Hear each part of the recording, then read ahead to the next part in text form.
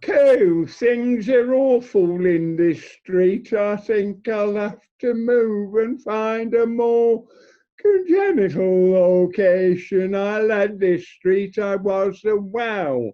But things is very different now that Mrs. Jones has had an operation. They fetched her in an ambulance. I've been on the stretcher once the day that I fell down the hole the gasman made and was so swole. My verticals were black and blue. They say I strained me what's it too. They say I did an awful lot to things I never knew I'd got. But now they treat me just like dirt. I might be just a germ. The lowest kind of maggot in creation. You see, I broke my own old bones. The doctors carved up Mrs. Jones the day she had a silly operation. Why, people simply flocked to hear the day I fell off Clacton Pier. They brought their aunts and their cousins and dogs and husbands by the dozens. I let them share me compensation. We had a lovely cold collation with beer and spam all way around. You know what spam was by the pound.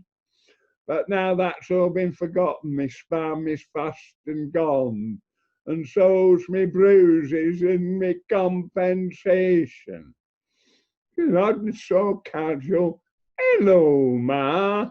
Have thou seen Mrs. Jones's scar? I'm nobody. I've had no operation. They go and make her cups of tea. A thing they never done for me, because she lets them in free gratis to look at her appendicitis. She keeps it on the mantel shelf. I think it's horrible myself. While me, who's broke near every bone at different times, is left alone. But rather than catch out to her, I'll simply leave the place. I mean, it's a ridiculous situation. I've lived off accidents for years. Her husband had to pay for hers, an amateur that had an operation.